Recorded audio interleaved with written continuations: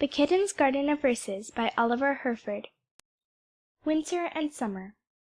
In winter, when the air is chill, and winds are blowing loud and shrill, all snug and warm I sit and purr, wrapped in my overcoat of fur. In summer, quite the other way, I find it very hot all day, but human people do not care, for they have nice thin clothes to wear. And does it not seem hard to you, when all the world is like a stew, and I am much too warm to purr, I have to wear my winter fur? Rain. The rain is raining everywhere, kittens to shelter fly, but human folk wear overshoes to keep their hind paws dry. The Shadow Kitten. There's a funny little kitten that tries to look like me, but though I'm round and fluffy, he's as flat can be. And when I try to mew to him, he never makes a sound, and when I jump into the air, he never leaves the ground. He has a way of growing I don't understand at all. Sometimes he's very little, and sometimes he's very tall. And once when in the garden, when the sun came up at dawn, he grew so big I think he stretched halfway across the lawn. Education. When people think that kittens play, it's really quite the other way, for when they chase the ball or bobbin, they learn to catch a mouse or a robin. The kitten, deaf to duty's call, who will not chase the bounding ball, a hungry cathood will enjoy, the scorn of mouse and bird and boy. A thought. It's very nice to think of how in every country lives a cow, to furnish milk with all her might, for kittens' comfort and delight. The Lion. The lion does not move at all, winter or summer, spring or fall. He does not even stretch or yawn, but lies in silence on the lawn. He must be lazy, it is plain, for there is moss upon his mane, and what is more, a pair of daws have built a nest between his paws. Oh, lazy lion, big and brown, this is no time for lying down. The sun is shining, can't you see? Oh, please wake up and play with me. The Milk Jug. The gentle milk jug, blue and white, I love with all my soul. She pours herself with all her might to fill my breakfast bowl. All day she sits upon the shelf, she does not jump or climb. She only waits to pour herself when 'tis my supper time. And when the jug is empty quite, I shall not mew in vain. The friendly cow, all red and white, will fill her up again. Happy Thought. The world is so full of a number of mice, I'm sure that we all should be happy and nice. Kitten's Night Thought. When human folk put out the light, and think they've made it dark as night, a pussy cat sees every bit, as well as when the lights are lit. When human folk have gone upstairs, and shed their skins and said their prayers, and there is no one to annoy, then pussy may her life enjoy.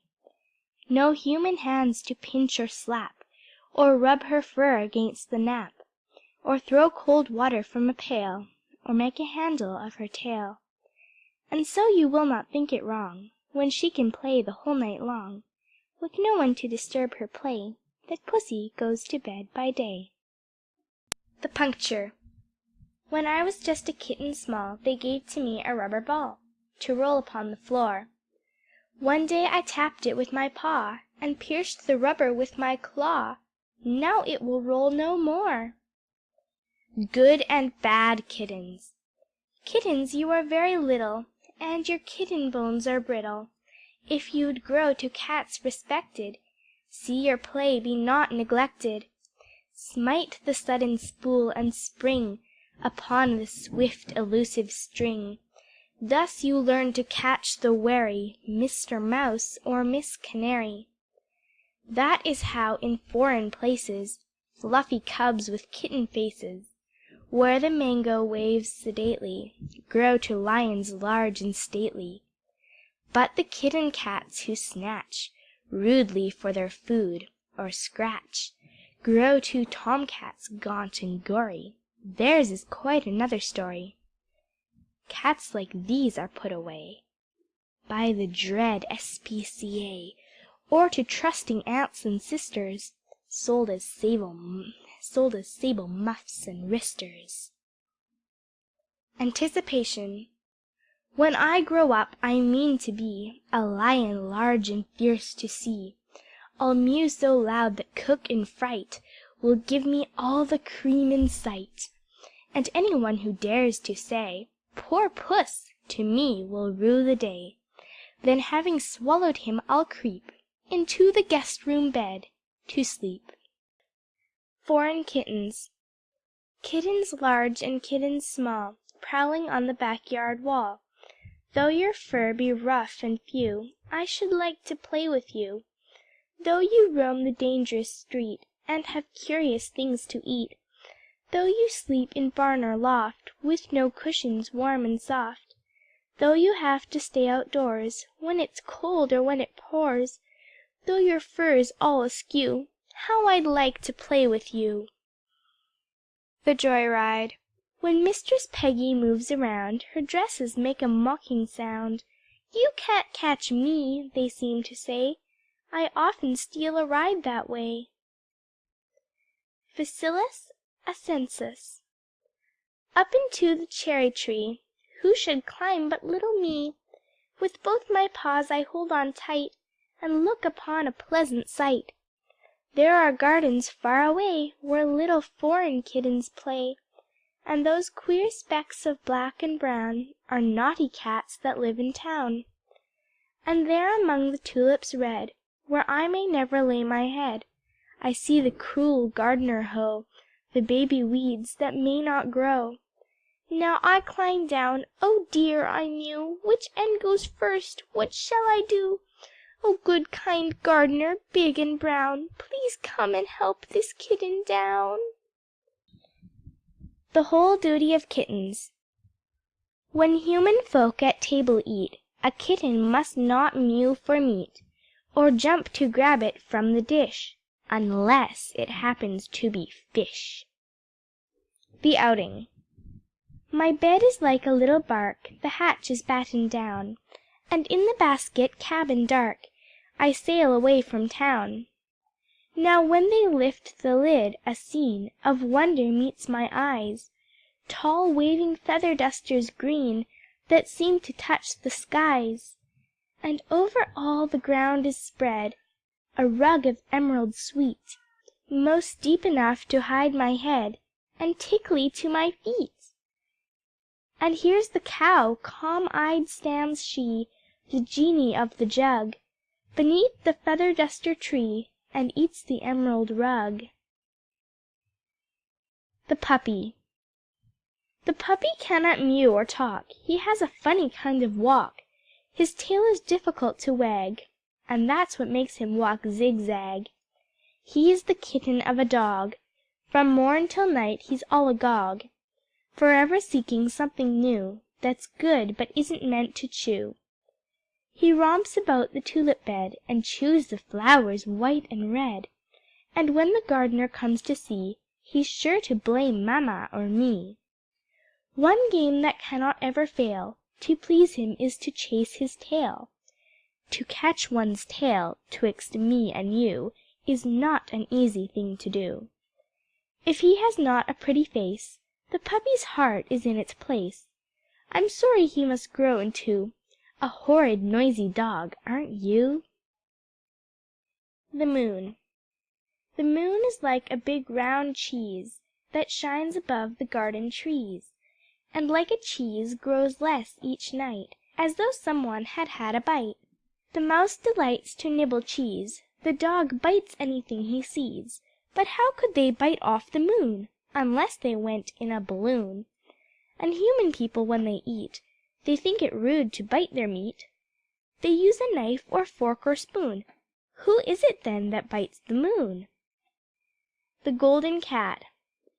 Great is the golden cat who treads the blue roof garden o'er our heads, the never tired smiling one the human people call the sun. He stretches forth his paw at dawn, and though the blinds are closely drawn, his claws peep through like rays of light, to catch the fluttering bird of night. He smiles into the hayloft dim, and the brown hay smiles back at him, and when he strokes the earth's green fur, he makes the fields and meadows purr. His face is one big golden smile, it measures round at least a mile. How dull our world would be and flat without the golden pussy cat. A Kitten's Fancy. The kitten mews outside the door, the catbird in the tree, the sea-mew mews upon the shore, the catfish in the sea. The emu with his feathers queer is mewing in the zoo. Why is it that I never hear a pussy willow mew? In darkest Africa. At evening when the lamp is lit, the tired human people sit, and doze or turn with solemn looks the speckled pages of their books. Then I, the dangerous kitten, prowl, and in the shadows softly growl, and roam about the farthest floor, where kitten never trod before. And crouching in the jungle damp, I watch the human hunters camp, ready to spring with fearful roar, as soon as I shall hear them snore. And then with stealthy tread I crawl into the dark and trackless hall, where 'neath the hat trees' shadows deep, umbrellas fold their wings and sleep. A cuckoo calls, and to their dens the people climb like frightened hens, and I'm alone, and no one cares, in darkest Africa downstairs. The Dog. The dog is black or white or brown, and sometimes spotted like a clown. He loves to make a foolish noise, and human company enjoys. The human people pat his head, and teach him to pretend he's dead, and beg and fetch and carry too, things that no well-bred cat will do. At human jokes, however stale, he jumps about and wags his tail, and human people clap their hands, and think he really understands. They say "good dog" to him; to us they say "poor puss," and make no fuss. Why dogs are good and cats are poor, I fail to understand, I'm sure. To someone very good and just, who has proved worthy of her trust, a cat will sometimes condescend. The dog is everybody's friend. The Game. Watching a ball on the end of a string, watching it swing back and two. Oh, I do think it the pleasantest thing ever a kitten can do. First it goes this way, then it goes that, just like a bird on the wing, and all of a tremble I crouch on the mat, like a lion preparing to spring. And now with a terrible deafening mew, like a tiger I leap on my prey, and just when I think I have torn it in two, it is up in the air and away.